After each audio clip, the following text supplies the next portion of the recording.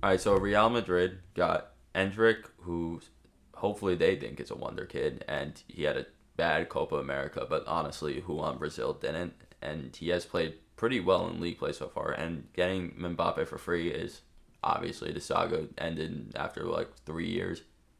When you get a player of that caliber for free, obviously the salary and everything, what he's making, that's for every player though. You get him for free, you don't give a cent to PSG.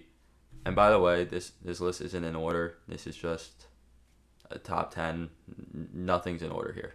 Atletico, they spent a lot of money, 185 million. I think that's top 5. It's definitely top 5. I don't know. I didn't make a list of how many or who's top in spending.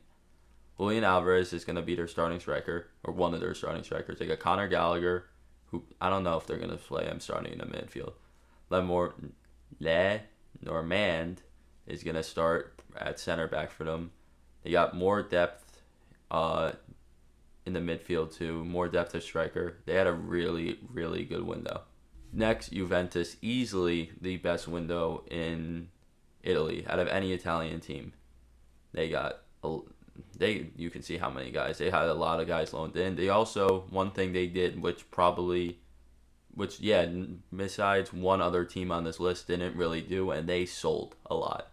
They obviously spent more than they sold, but I think it was like, they sold 120 million worth of players too, so that's only like $40 million lost in expenditures, which is really good. Man United, that's a lot. They spent a lot, but they got quality. They didn't go for a lot of young guys. Well, they did, but that wasn't really what the plan was. They wanted guys who would start right away, and honestly, everybody here, or at least 4 of the guys, are going to start right away. I expect Ugarte to start in the midfield whenever they put him in there. The Lit obviously going to start. Xerxes is starting because of Hoyland's injury, but he's still starting. And Euro, I would have expected. I don't think he would have started anyway, but with the injury, of course he's not going to start now. West Ham, they spend a lot of money. Their window is really good. They can actually be like, they play their cards right. They can play European football next year, but it is kind of stacked to the top, especially in the top 8. Kilman is going to be, they got Kilman starting center back, Fulkrid starting striker. Actually, they didn't start him, so we won't say starting striker, because I don't think they started him in a single game, and it's only been 2. Wan-Bissaka is going to start for them. Starters, depth at goalkeeper, depth everywhere. Good team. Bayern Munich, Olise. I'm upset, because in FIFA, I love using Crystal Palace because of Olise, and now I can't, and now I'd have to use Bayern, and I look like a bitch if I use Bayern because Bayern's good. Kind of ruins all the fun of FIFA, but no, I'm kidding. So Olise, I love him as a player, not just in FIFA. It's just as a player. I think this is probably my favorite signing of the entire window, at least for a team that's not mine. Sal Falfina is going to start for them. Hiroki Ito is going to be a starter for them, and that allowed them to sell the Lit too for a big price. They were the other team. They sold like 100 million worth of guys too. Bayern, really good business. Tottenham, when I thought they would have had spent the most money in this window besides Chelsea, but they didn't. It was actually, they were like 3rd or 4th.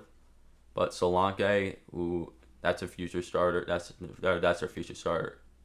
Future striker is the word I'm trying to use. Archie Gray is he the biggest? Him and no, it's Endrick. But I was gonna say the biggest wonder kid signing, but no, that's definitely Endrick.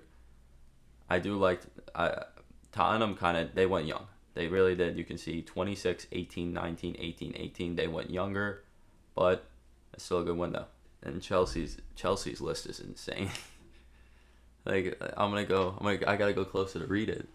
Neto, Felix, Dewsbury Hall, Jurgensen, Kellyman, Panders.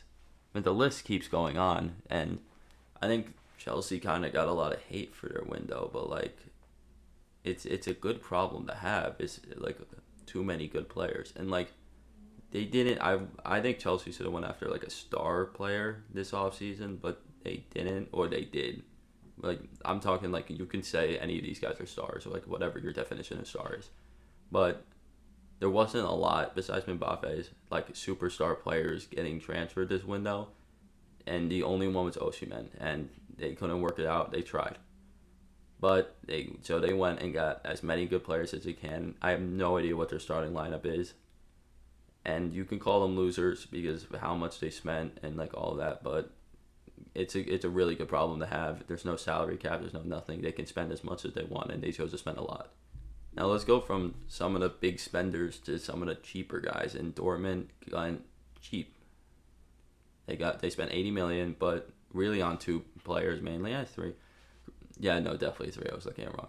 Garasi is maybe him and a guy I'm going to talk about on the next team, probably the best value, and he had a release clause, so there was really nothing Stuttgart could do. But and then Briere I really liked too. They didn't spend a lot of money, and they also sold a lot. And they actually, I don't think they were in the positive. I should have. I looked all of this up, and I didn't write down how much they brought in spending wise, but I think Dortmund may have been in the positive in terms of spending, which they would be the only team on this list.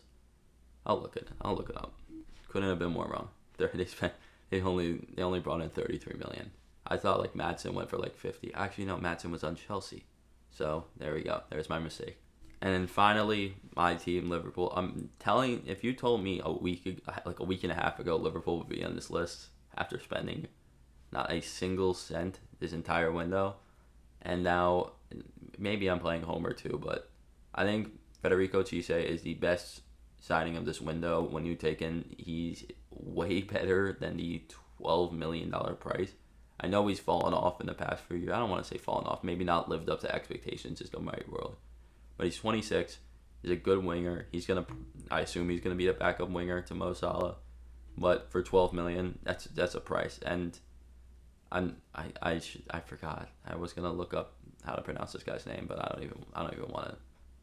But backup goalkeeper, or not a backup goalkeeper actually, because we loaned him back to Valencia, and he's going to be Alisson's replacement, and then Federico Cisse could be Salah's replacement. So I don't know if they're gonna leave. Like maybe it's just a bias that I don't think they will, because they have both said constantly that they're fine here. Next year can bring something different though. But if they do leave, you instantly have their replacements, and one will be 27 and one will be 24.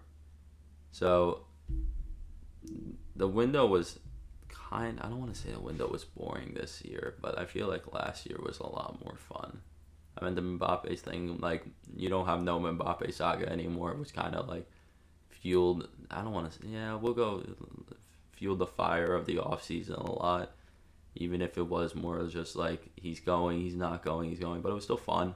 And this year we didn't have that for the first time in freaking 4 off seasons. And you had the biggest transfer being 75 million, which isn't like a lot. Maybe I'm complaining, but I'm a big off season person, and like when there's a lot of off season moves, I like that. But I think I'm on Discord.